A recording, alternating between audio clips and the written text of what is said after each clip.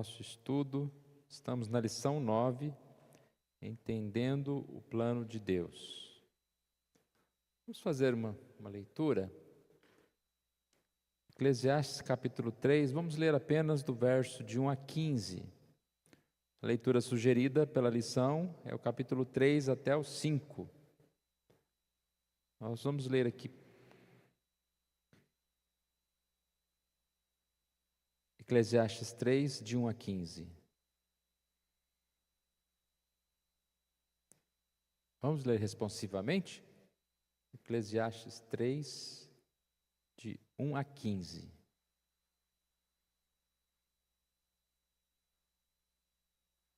Há um momento certo para tudo, um tempo para cada atividade debaixo do céu.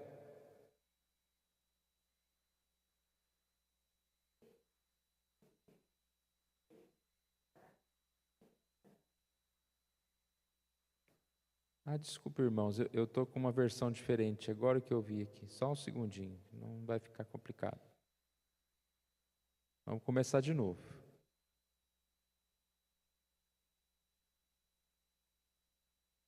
Tudo tem o seu tempo determinado, e há tempo para todo o propósito debaixo do céu.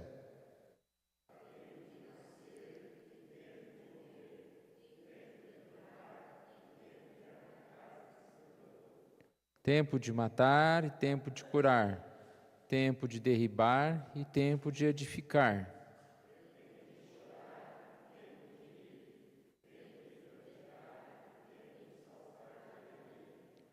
Tempo de espalhar pedras e tempo de ajuntar pedras.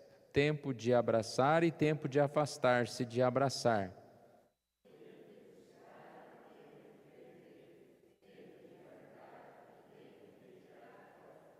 Tempo de rasgar e tempo de coser, tempo de estar calado e tempo de falar.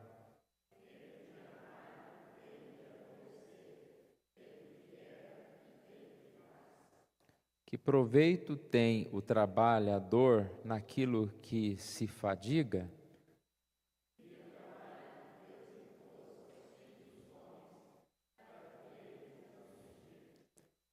Tudo fez Deus, formoso no seu devido tempo.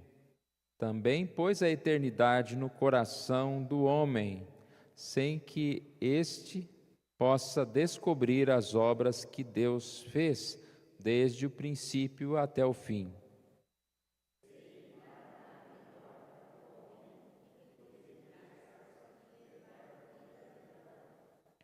E também que é dom de Deus que possa o homem comer, beber e desfrutar o bem de todo o seu trabalho.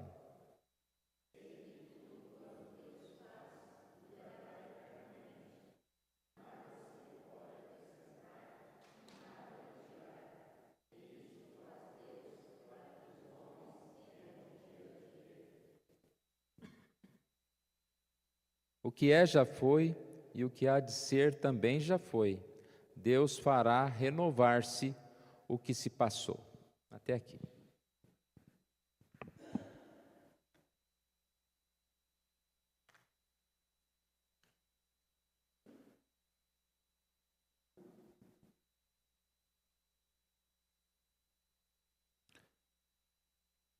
Então, na introdução, nós vemos aqui que essa lição vai falar sobre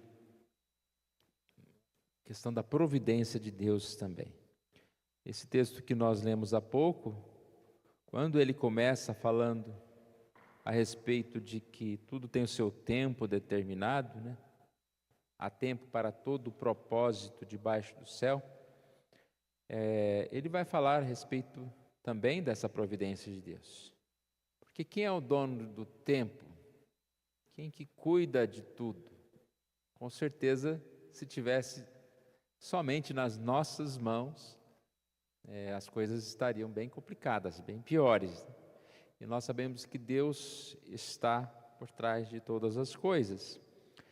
E, como diz essa frase, a nossa lição tem uma missão um pouco difícil, que é tentar entender um pouquinho esse tema tão complexo e abrangente, que fala: tudo está debaixo de um plano abrangente, administrado por Deus, sem excluir a responsabilidade humana.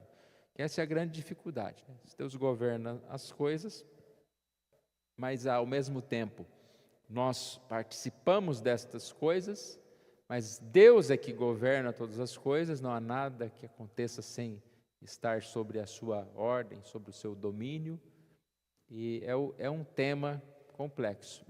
Quando a gente estuda esses temas, a primeira coisa que tem que ficar clara, não é que nós vamos resolver o problema, sair de casa sabendo tudo, mesmo porque ninguém sabe, né? Nós não temos condição de entender todas as coisas, principalmente as que se referem à riqueza, à profundidade da riqueza, do conhecimento de Deus, os admiráveis caminhos, insondáveis, né? Os caminhos de Deus. Mas nós podemos sim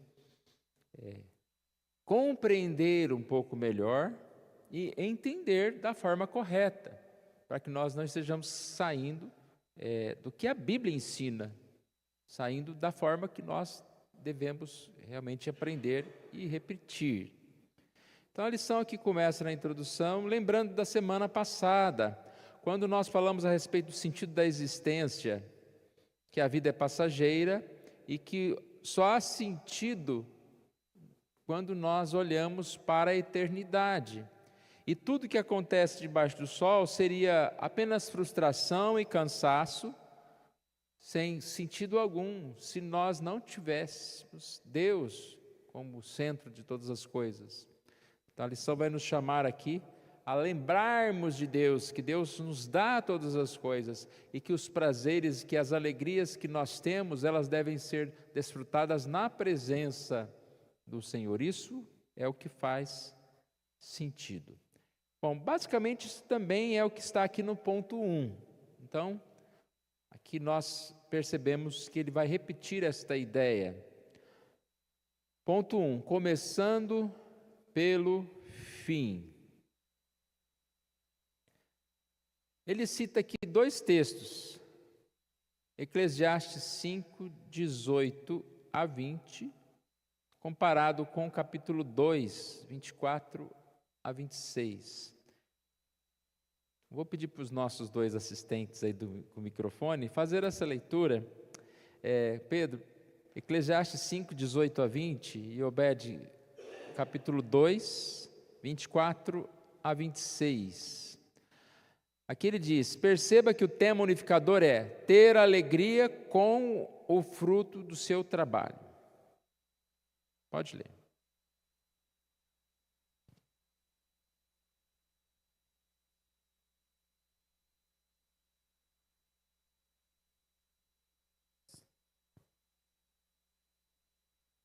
Eis que vi boa e bela coisa, é comer e beber e gozar cada um do bem de todo o seu trabalho, com que se afadigou debaixo do sol, durante os poucos dias da vida que Deus lhe deu, porque esta é a porção.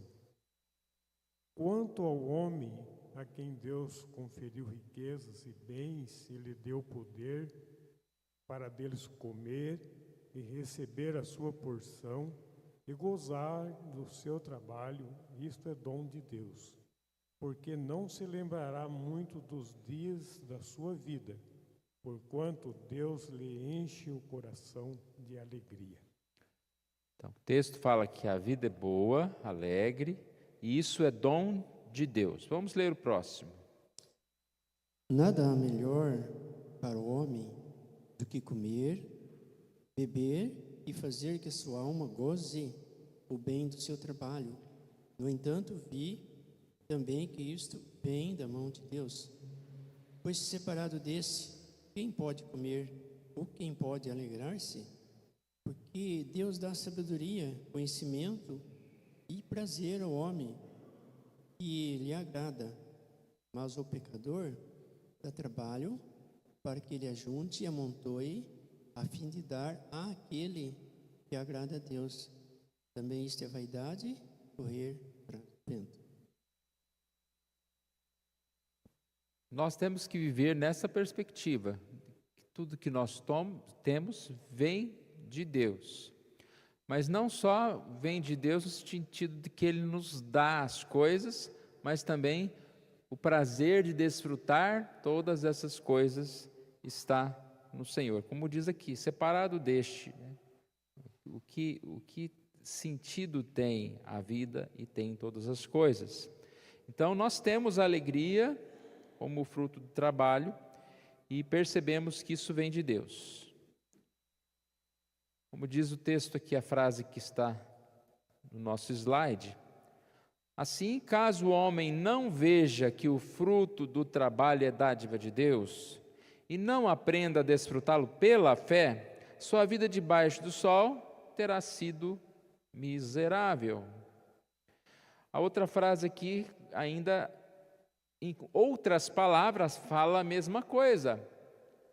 O homem moderno, provavelmente tentando escapar da dureza da vida e da busca por propósito, excluindo Jesus Cristo da equação, coloca as suas dádivas, ou nas dádivas de Deus, coloca nas dádivas de Deus toda a sua esperança e conforto, ao invés de aproveitá-las subordinadas a Ele. É o que nós estávamos falando há pouco, né? É muito fácil nós nos envolvermos com as atividades, com as coisas.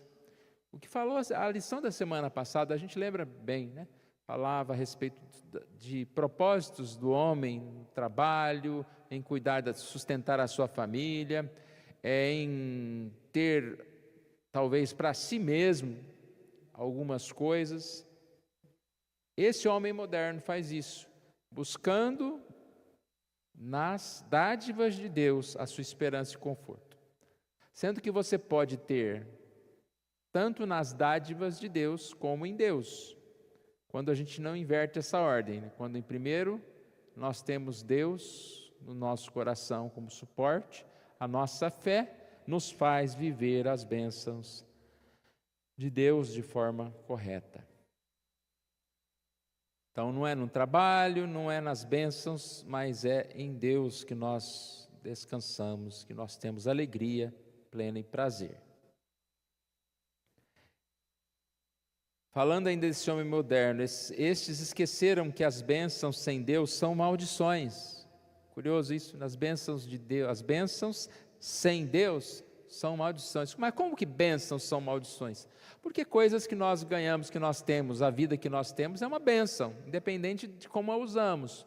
Mas ela pode se tornar maldição, dependendo de como a usamos, de como nós vivemos.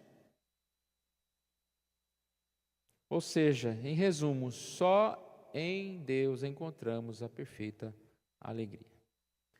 Qualquer alegria que ele encontra é centrada em Deus. Está falando no homem verdadeiro, no homem de Deus. E sem Deus a vida não tem sentido. É um tema bem recorrente, né, que nós já estudamos várias vezes, mas aqui ele reforça isso novamente para entrar no tema que é a lição propriamente dita, que está relacionada à providência de Deus. Deus tem o controle de todas as coisas, mas nós também agimos e trabalhamos. O ser humano não é um robô que não participa. Nós participamos de tudo isso que acontece. Só terminando aqui o ponto 1, aqui a lição diz: nós não somos astecas ou desprezamos os bens da vida como se fossem pecaminosos, né? Muitos erram, achando que então a vida cristã é só Deus. Eu vou ir para um mosteiro lá e fazer um voto de pobreza e não vou mais me envolver com nada a não ser com as coisas espirituais. Não, a ideia nunca foi essa, né?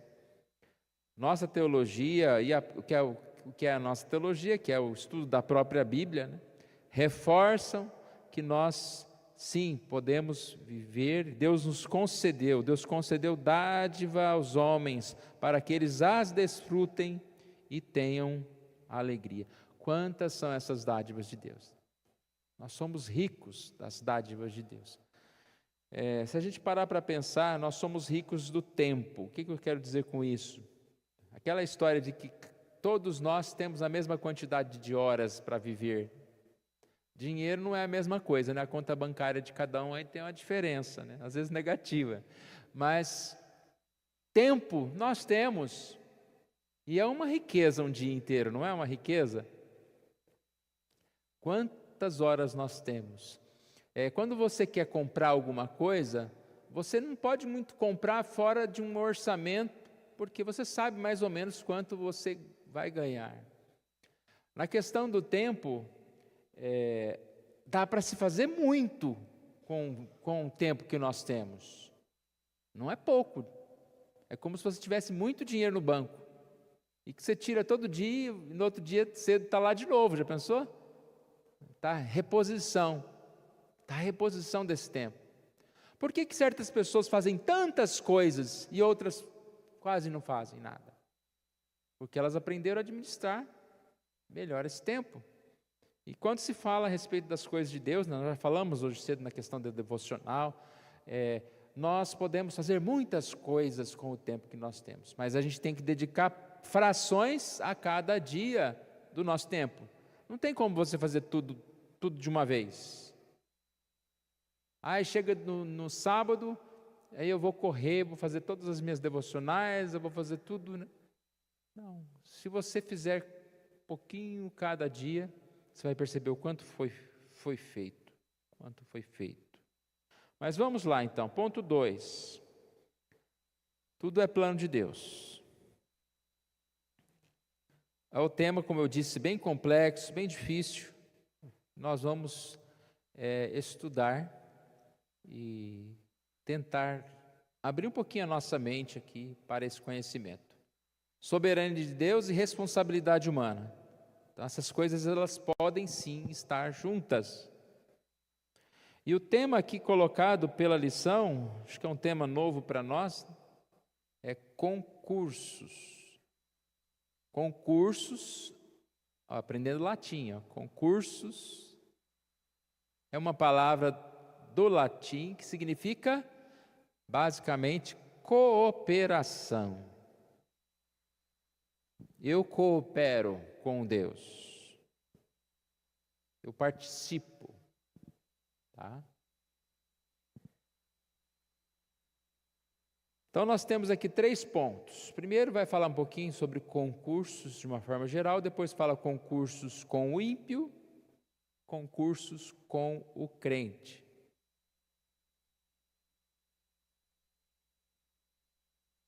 Entendemos que a ação providencial de Deus na história para a realização de seu plano é feita de modo em que ele age através de causas secundárias ou por agentes livres.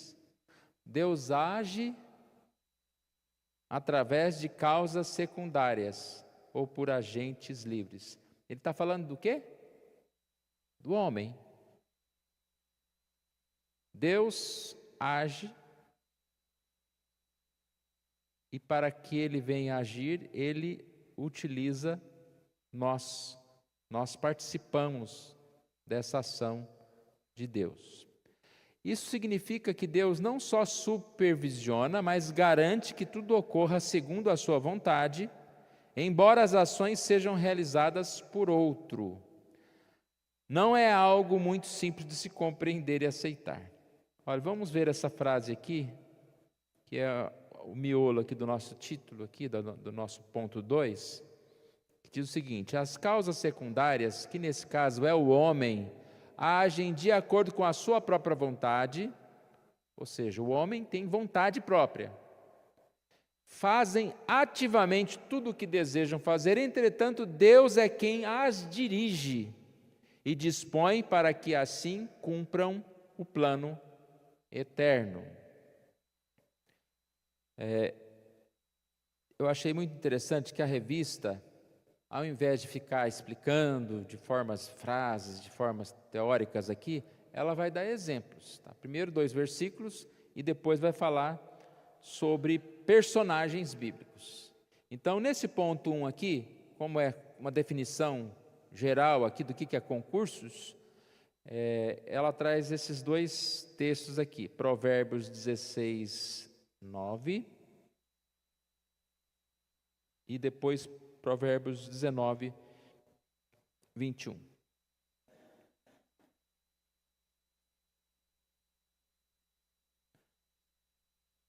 Deus dirige todas as coisas, mas ao mesmo tempo o homem tem vontade própria e age ativamente. Mas vamos ver então.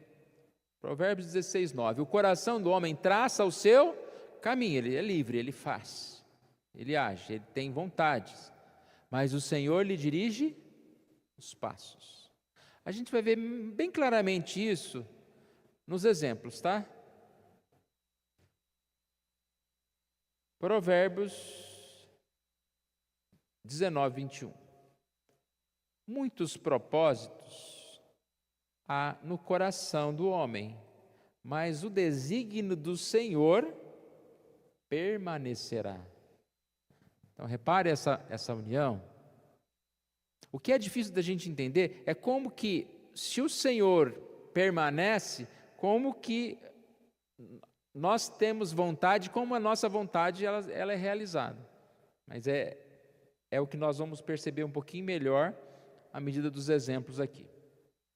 A revista começou falando do ímpio, concursos com o ímpio.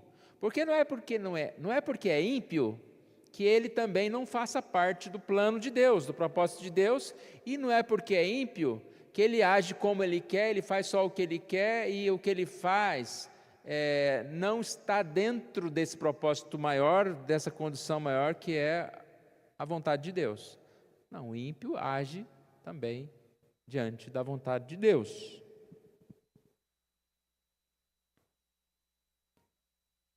É isso que começa aqui, olha, ponto B, concursos com o ímpio. Talvez imaginemos que a direção do Senhor alcance somente aqueles que estão sob cuidados do Espírito Santo. Na verdade, todas as Escrituras, todas as criaturas de Deus cumprem o seu plano eterno, inclusive o perverso. Então, não há dúvida, né, irmãos? Sobre esse tema, providência de Deus. Deus está cuidando e agindo e tem propósito em cada situação. A gente fala, cada folha que cai, cada situação, cada momento, cada conversa, cada governo que levanta, que derruba, tudo está diante desse propósito eterno de Deus. E o exemplo dado aqui, eu acredito que é um exemplo bem importante para nós, que é o exemplo de Faraó. Começando aqui com 4:21, são vários textos que mostram essa questão aqui. Disse o Senhor a Moisés: quando voltares ao Egito, vê que faças diante de Faraó todos os milagres que te dei posto na mão. Mas eu lhe endurecerei o coração para que não deixe ir o povo. Eu endurecerei o coração. O Senhor havia prometido que tiraria o povo do cativeiro egípcio. Mas ao mesmo tempo ele está falando, eu vou endurecer o coração de Faraó? Não teria que ser ao contrário, né? Eu vou amolecer o coração de Faraó para libertar o povo. Mas ele fala, eu endurecerei o coração de Faraó. A gente vai, à medida que vai passando aqui, vai entendendo melhor. Olha outro texto, Êxodo 7:3. Eu, porém, endurecerei o coração de Faraó e multiplicarei na terra do Egito os meus sinais e as minhas maravilhas. Aqui já se dá para entender um pouquinho melhor o propósito. Porque à medida que ele endurece o coração de Faraó, ele vai multiplicar o quê? Os seus sinais e maravilhas. Deus será glorificado, será conhecido pelo seu poder. Quanto mais duro é o inimigo, mais forte é aquele que vence ele.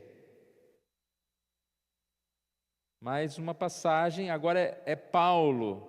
O apóstolo Paulo cita a passagem de Êxodo e ele diz o seguinte: porque a Escritura diz a Faraó, para isso mesmo te levantei, para mostrar em ti o meu poder e para que meu nome seja anunciado por toda a terra.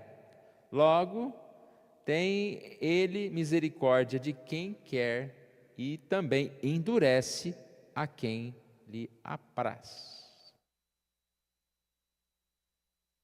Deus aqui está mais uma vez mostrando o seu poder. São muitas passagens, eu não vou comentar, os irmãos depois que quiserem levantar algum tópico que foi passado aqui, fique à vontade. Mais um texto, Êxodo 9, 14 a 16. Pois esta vez enviarei todas as minhas pragas sobre o teu coração, e sobre os teus oficiais, e sobre o teu povo, para que saibais que não há quem me seja semelhante em toda a terra. Então já ficou bem claro, né, a respeito do propósito de Deus na vida do ímpio, para que Deus pudesse ser aqui visto, glorificado. Na sequência aqui do texto, Êxodo 9, verso 15. Pois eu já poderia ter estendido a mão para te ferir a ti e o teu povo com pestilência, e teria sido cortado da terra, mas deveras para isso te hei mantido, a fim de mostrar o meu poder e para que seja o meu nome anunciado em toda a terra. E aí vem a questão, a dificuldade de se entender certas passagens. A lição diz, à luz desta verdade, o que seria óbvio a gente pensar? Então Faraó não tem nem culpa, né? Porque foi Deus que endureceu o coração dele. Mas olha o que diz a lição aqui. Não pensemos que Faraó tenha sido eximido de sua responsabilidade por não ter ouvido o Senhor. Depois de algumas vezes ter sido advertido para que deixasse o povo ir, a mesma mensagem afirma, mas ainda esta vez endureceu o coração e não deixou o povo ir. A ação da soberania de Deus ficou clara, não é? O Senhor endurece o coração de Faraó. Mas, e Faraó? Faraó agiu contra a vontade dele? Não. Faraó também endureceu o seu próprio coração e não quis dar ouvidos às orientações de Moisés e Arão, trazendo graves consequências tanto para si mesmo quanto para todo o seu reino. Faraó não foi obrigado, forçado a impedir a saída do povo. Ele o fez porque quis, porque era mau. Entretanto, Deus estava dirigindo todo o processo para que sua vontade soberana pudesse ser realizada, utilizando até mesmo a maldade do próprio Faraó. Os irmãos querem perguntar, comentar? Como eu disse, é difícil a compreensão, mas com essa explicação, à luz da passagem bíblica, a gente começa a ter uma luz maior, né? Ter um entendimento melhor. Desde o início da criação, pastor, já acontece isso. Quando Deus criou o homem e deu ordens ao homem, você vai agir dessa forma, dessa forma, dessa forma, dessa forma. E o homem vai e bota os pés pelas mãos, como a gente chama. O que Deus fez aí? Pôs um limite para ele. Bom, já que é assim, o limite é aqui. Você vai ser lançado fora do jardim. E aqui a lição vem dizendo exatamente isso. Deus deixa que o homem vá, mas Ele dá limites para o homem. Porque se não fosse assim, a gente deslizava a ladeira abaixo e não tinha mais conserto. Por isso que a lição está falando que Deus está no controle. Mesmo que o homem tenha que participar, mesmo que o homem caia, mas Deus está ali para socorrê-lo, porque seria simples para o homem, simples demais, como foi dito lá no comecinho da lição, se Deus estabelecesse a bênção sobre o homem e não desse nenhuma chance dele participar. Vamos falar como homem agora, dele errar e depois corrigir o seu erro. Então é interessante isso, desde o começo Deus já falou, vocês vão participar. Comentei um dia desse brincando com colegas, quando Deus criou o homem, Deus falou, estou fazendo um jardim, mas você vai ser responsável por cuidar disso daqui. Mas então o trabalho veio só depois do pecado? Não, já existia o trabalho, só que o trabalho era agradável ao homem. É que a lição está falando. O homem teria que participar daquilo. E Deus deixou que o homem fosse até onde ele quisesse, mas Deus falou, agora basta, até aqui. Então, por isso que a lição é difícil. A gente olha para a lição e olha para a gente até onde eu estou participando do projeto de Deus, para o bem da criação, para a glória de Deus. Então parece que a lição dá uma tarrachada bem forte, pelo menos em mim, com esse respeito. Até onde eu estou realmente vivendo para a glória de Deus. Para isso fomos criados. Mas pela misericórdia de Deus, a hora que chega no limite, Deus fala, e para aí, que é daqui para trás que você pode agir. A partir daqui, sou eu mesmo que cuido. Eu achei interessante na lição essa palavra, né, concursos, que ela fala a respeito dessa questão aqui da ligação, né, cooperação. Lembrando sempre que quem está na direção é o Senhor, como você disse. Mas que o homem, ele não é simplesmente um robozinho, ou ele não é simplesmente aquele que faz o que quer e não tem ninguém dirigindo. Então, não, Deus está sempre junto. Esses dois versículos, por isso que eu quis voltar neles, que eles falam muito, né? O homem traça o seu caminho, mas o Senhor lhe dirige os passos. Eu vou para cá, eu estou indo. Sendo ímpio, a gente vai ver agora o justo. Sendo ímpio ou sendo justo, eu estou indo, seguindo o meu coração, seguindo o meu propósito. Mas Deus, de alguma forma, Ele vai moldando aquilo ali. Então, Faraó, em um momento, vou desistir desse negócio, está todo mundo morrendo aqui, né? Vou deixar esse povo ir. Mas, de repente, o coração dele mudava e ele falou, não vou não. Então, o coração dele estava ali, mas Deus também estava ali guiando todas as coisas. Como foi dito, se Deus quisesse, Ele destruiria Faraó no primeiro momento. Mas Ele permitiu que Faraó permanecesse ali, indo contra o povo. Mesmo depois que ele deixou ir, ele mudou de ideia de novo, né? Ele falou, opa, vou atrás disso, fiz coisa errada. Se arrependeu de novo. Mas Deus está ali para proteger o seu povo. Aí a história muda, né? De um para o outro. Olha, Faraó, você não vai atrás de coisíssima nenhuma, porque não vai ser bom para vocês. Então, é difícil de a gente assimilar essa lição, mas ela chama a atenção da gente para que a gente acorde, né? Para a vida. E os planos de Deus são maiores que os nossos, com certeza. Tem um outro exemplo aqui, está bem curtinho, não tão extenso como o de Faraó, mas do Ciro, rei da Pérsia. Está falando de um ímpio novamente, mas que Deus usou e o conduziu para um objetivo, que era, mais uma vez, cuidar do povo, abençoar o povo. Olha o que diz o texto, assim diz o Senhor ao seu ungido, a Ciro, ele está chamando o ímpio de ungido, porque ele vai seguir um propósito de Deus. A quem tomo pela mão direita para abater as nações ante a face, e para descingir os lombos dos reis, e para abrir diante dele as portas que não fecharão. Eu irei adiante de ti, endireitarei os caminhos tortuosos, quebrarei as portas de bronze, despedaçarei as trancas de ferro, dar-te-ei os tesouros escondidos e as riquezas encobertas, para que saibais que eu sou o Senhor, o Deus de Israel, que te chama pelo teu nome. Então, você percebe que a ação de Deus, ela é sobre todos. Concursos aqui, né, chamado.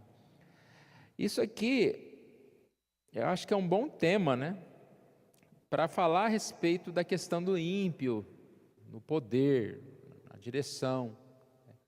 Quem move o coração do rei, segundo o seu querer, é Deus, né? Uma passagem fala sobre isso.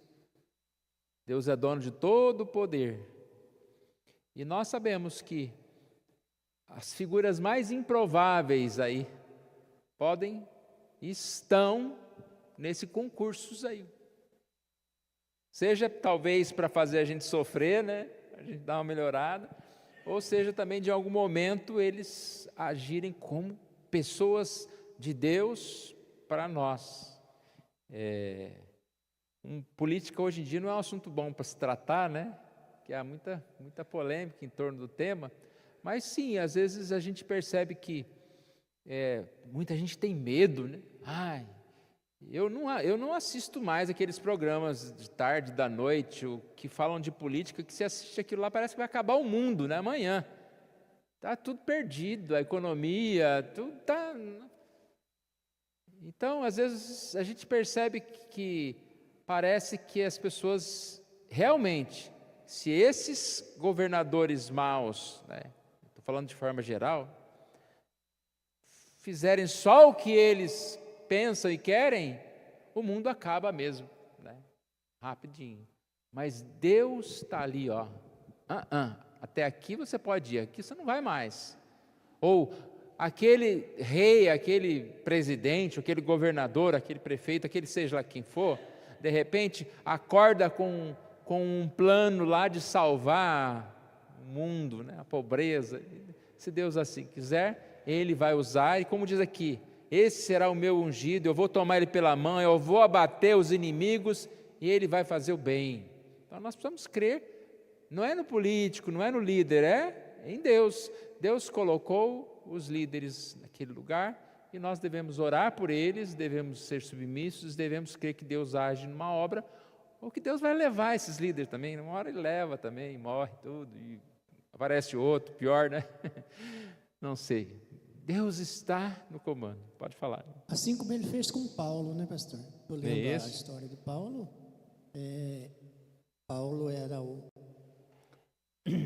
disse que estava fazendo, achava que estava fazendo para agradar a Deus, mas estava procurando destruir os cristãos. E Deus vai lá e fala: até aqui, chegou ao seu limite, agora você vai ter que tomar um outro rumo. E Deus o usou de maneira tal, né? Então é interessante isso. Às vezes a gente é pego esquecendo de que Deus está realmente no controle. Às vezes a coisa está tão ruim que a gente fala: Deus perdeu o controle. Não, claro que não.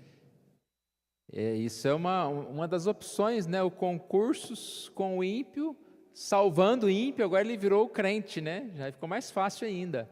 Então, muitas vezes, como que Deus opera mudanças? Convertendo pessoas para que elas que faziam mal anteriormente passem a fazer o bem, para que sirvam segundo o propósito de Deus. E é isso que Ele faz com a gente. A gente vai entrar no concursos com o crente aqui, né? É o que Deus faz com a gente. Ele quer santificar o nosso tempo, Ele quer nos usar na sua obra, e a nossa vontade nem sempre é esta. Outra situação aconteceu com Nabucodonosor, né? Quando ele se achava com Deus, Deus falou: Deus te roubou, né? Você vai lá para baixo, você vai ver quem realmente está no controle. Então vamos lá, ponto C, concursos com o crente. A soberania de Deus, a ação soberana de Deus sobre as criaturas estende-se também àqueles que fazem parte do seu povo eleito. Um exemplo, Sansão. A história de Sansão também é bem conhecida, né, irmãos?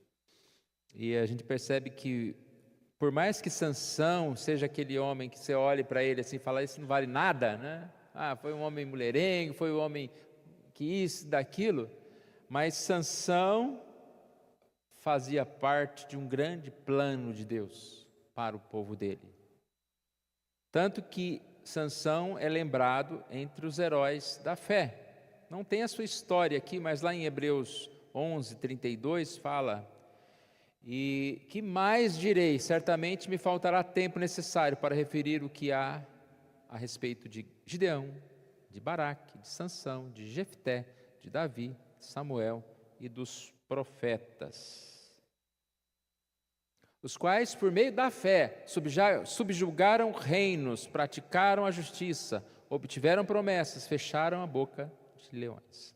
Então, Sansão é um dos conhecidos aqui como heróis da fé. Mas olha a história dele.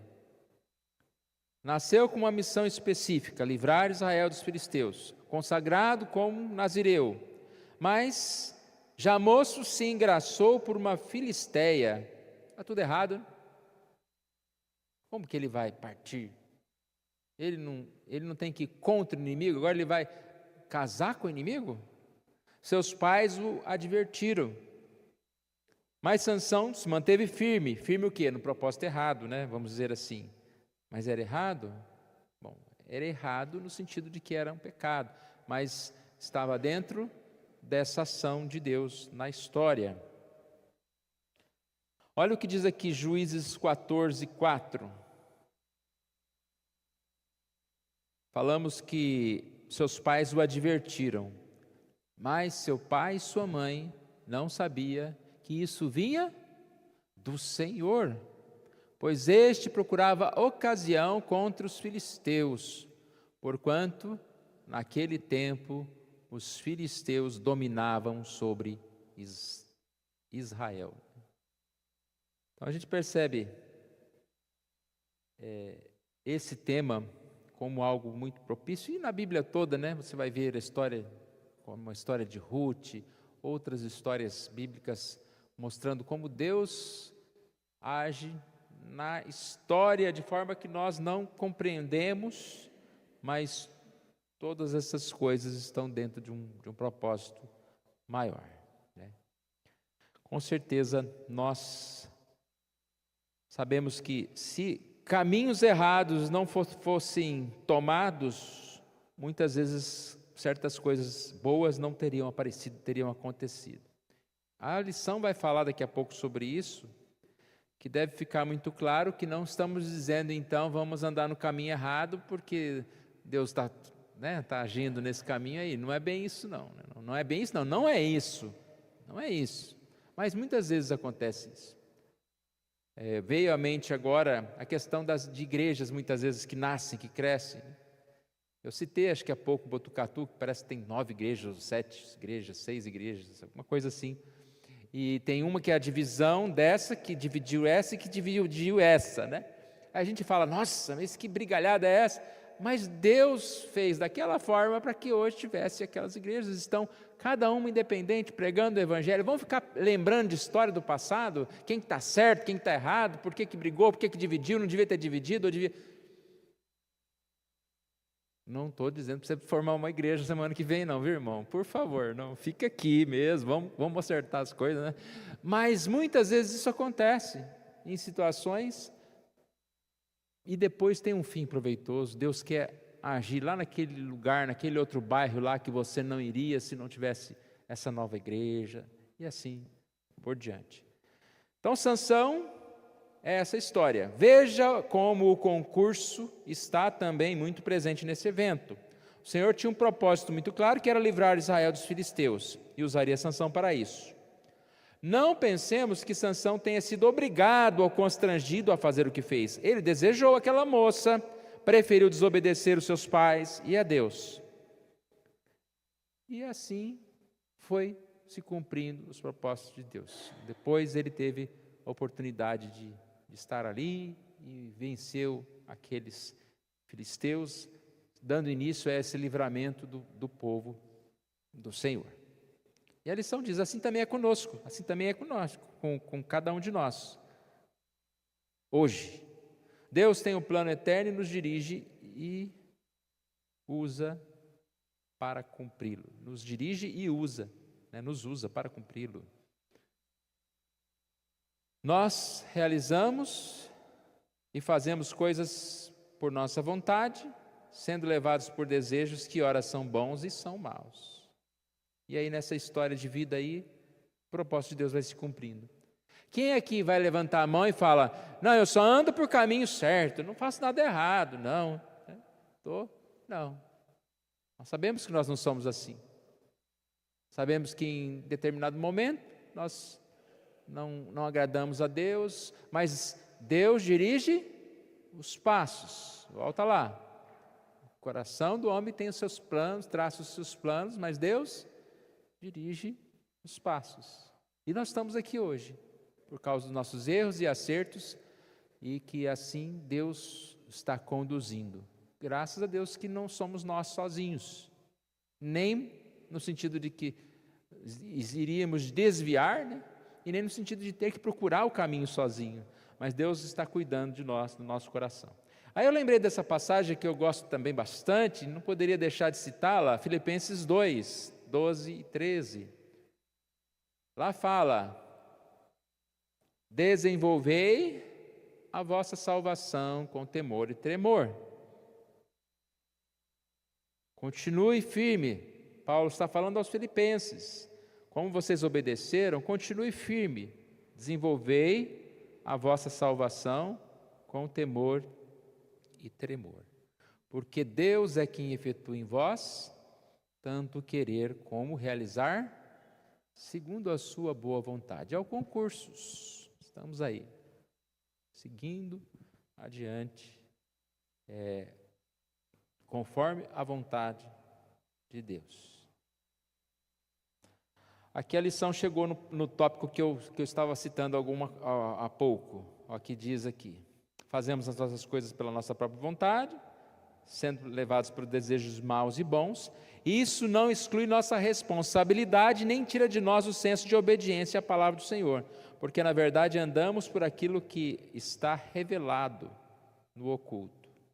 Nenhum de nós pode excusar-se do seu pecado, pensando que ele estava decretado, e por isso tinha mesmo que acontecer, né? Agradeço a Deus pelos meus pecados decretados. Olha que bom, Deus me deu bastante pecado aqui, né? Para que eu possa cumprir os propósitos dele. Não, por favor, né? Misericórdia. Então nós sabemos que até mesmo os nossos pecados, eles vão fazer parte desse propósito maior de Deus. Mas a culpa é de quem? Nossa, Deus não é culpado de nada. Tiago aqui, a citação de Tiago 1, 12 a 18, aqui diz: Deus não é fonte de tentação, Deus não é culpado, né? Mas é o nosso coração que é pecaminoso.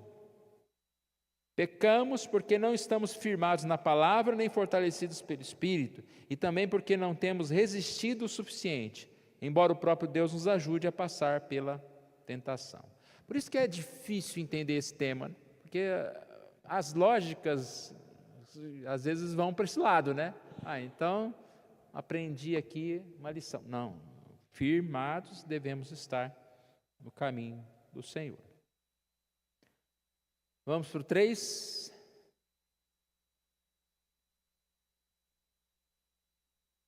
Se alguém quiser falar, fique à vontade, irmãos.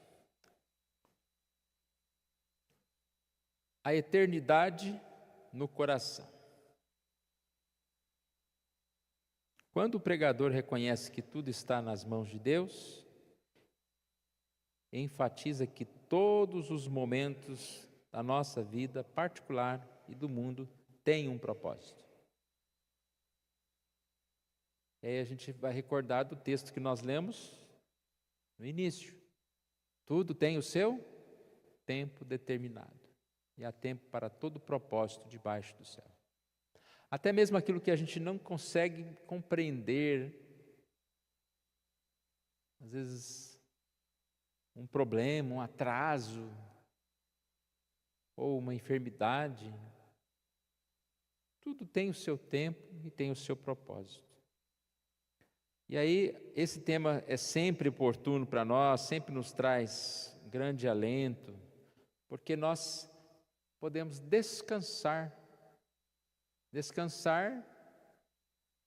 no sentido de que cremos que Deus está dirigindo todas as coisas, e não é só um Deus qualquer, é um Deus bom, é um Deus que ama, é um Deus que é justiça, e é um Deus que cuida de nós. Mesmo quando nós somos confrontados com a injustiça, com a maldade, nós devemos perseverar. Aqui diz Eclesiastes 3,16: vi ainda debaixo do sol que no lugar do juízo reinava a maldade, e no lugar da justiça, maldade ainda.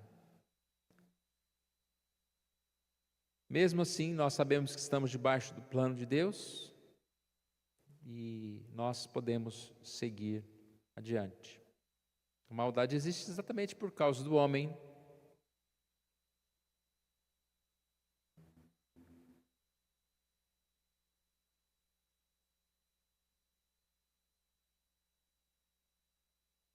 Eclesiastes 3:11. Tudo fez Deus formoso no seu devido tempo, também pôs a eternidade no coração do homem. é o senso de eternidade. Embora nós temos uma data de validade aqui na Terra, né, que nós vamos morrer, mas o nosso senso, a nossa mente, ela consegue compreender a eternidade de alguma forma. Sem que este possa descobrir as obras de Deus, as obras que Deus fez desde o princípio até o fim. Aqui ele está falando sobre a limitação da nossa mente. Nós não somos capazes de compreender todas as coisas. A nossa mente, ela é limitada, tanto que ela vive muitas vezes no presente, no espaço pequeno. Não temos como lidar muito com as coisas do passado. Às vezes nós nem lembramos, e é muito estranho isso. Algo que você viveu, você não lembra mais. Algo que você brigou tanto por aquilo, né? Você nem lembra mais o que foi.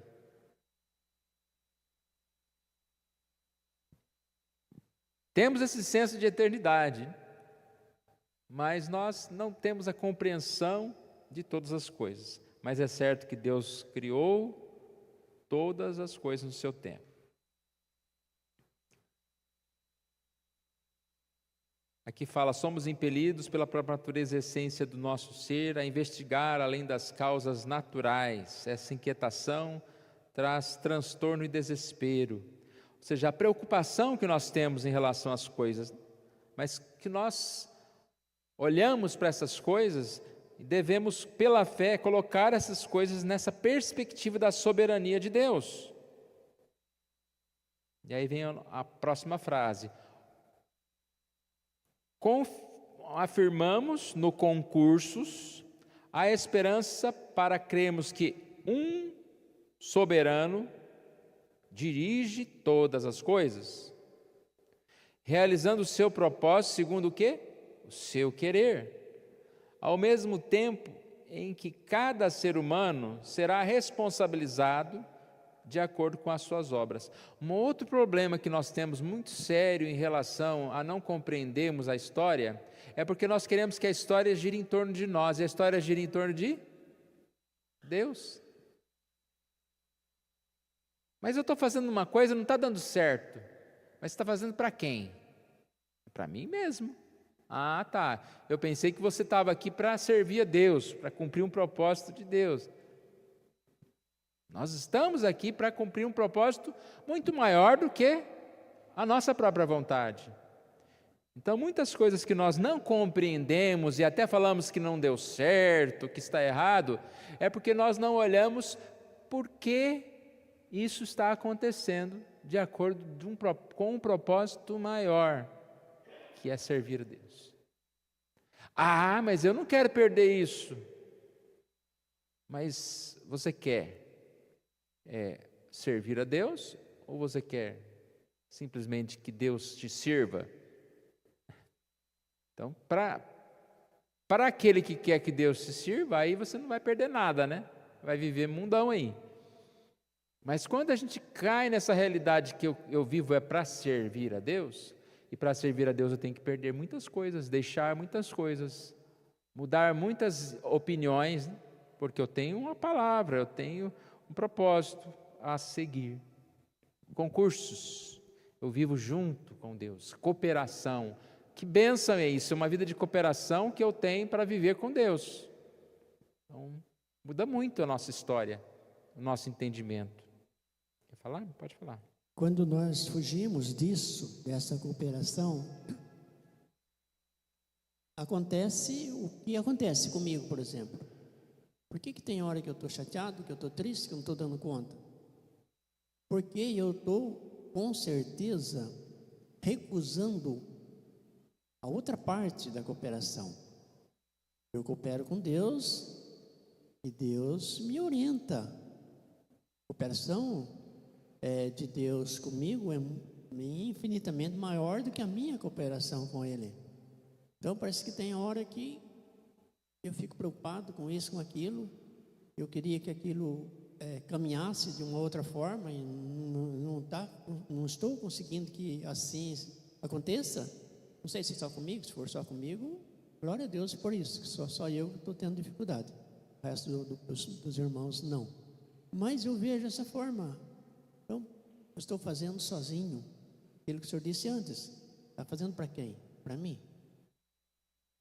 Então, aí está a minha dificuldade, eu acho que de nós todos. Por que tem hora que o negócio não anda, não funciona como deveria ser? É porque eu estou tentando fazer sozinho, e é impossível.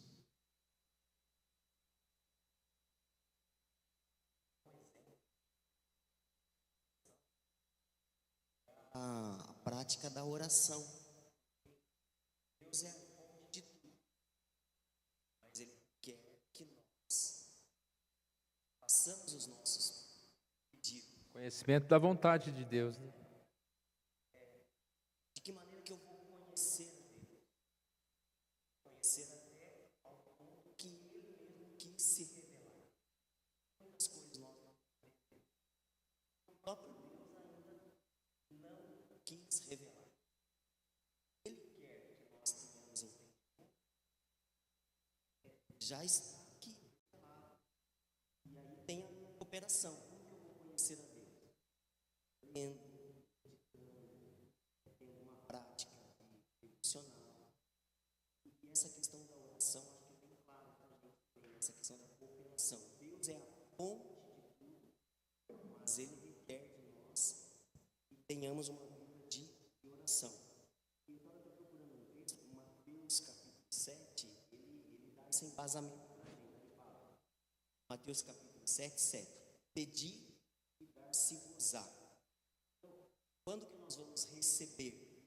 Na medida que nós vamos pedindo. Buscai e encontrareis. Quando você vai encontrar? Na medida que você vai buscando. Porque aquele que pede, recebe, o que busca, encontra, e o que bate, abrir-se-vos-á. Então, essa questão da cooperação,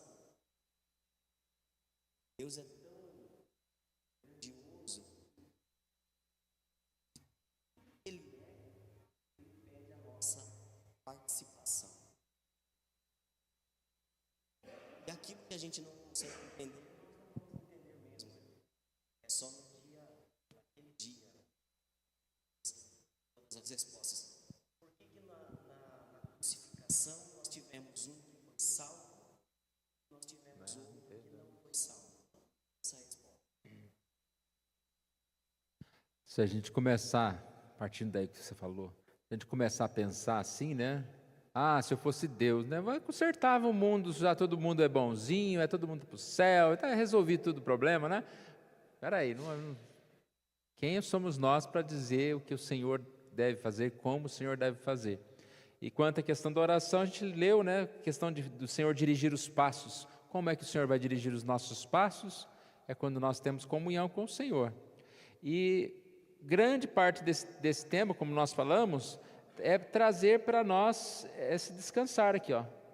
Podemos descansar nas maravilhas da providência de Deus, confiar que Ele recompensará o bom uso que fizemos das suas bênçãos. Descansar nas providências de Deus. Aqui ele fala sobre o ímpio. O ímpio cai em desespero ou idolatria. Mas nós, pela fé, nós enxergamos as boas dádivas de Deus e conseguimos descansar nas maravilhas do Senhor. Então nós somos como o ímpio. Nós podemos perceber que está tudo sempre muito bom, porque Deus está na direção e sabemos que Ele vai usar até aquilo que é o pior. Não sei o que é o pior que já aconteceu na nossa vida ou vai acontecer, mas Deus vai usar até aquilo que nós chamamos de pior como algo muito bom para nós cumprirmos os propósitos do Senhor. Conclusão: o pregador ensina que tudo está debaixo de um plano determinado por Deus. Deus é soberano, dirige todas as coisas, mas nós aprendemos também que cada ser humano tem responsabilidade. Uma coisa não tira a razão da outra. Também vivemos de acordo com a disposição do nosso coração. E Deus colocou a eternidade no coração do homem. Se ele não encarar a vida pela fé, poderá perder-se, idolatria e ceticismo. Aplicação: crendo na soberania de Deus, submeta-se à sua vontade revelada nas Escrituras. Crendo na responsabilidade humana, viva com a consciência de que precisa agradar ao seu Senhor com uma conduta sábia e piedosa. Então, submeter-se à vontade do Senhor, mas também viva-se para agradar ao Senhor. É o texto de Filipenses que nós lemos, né? Desenvolvei a salvação com temor e Senhor, lembrando que Deus é quem efetua em nós tanto querer como realizar, segundo a sua boa vontade.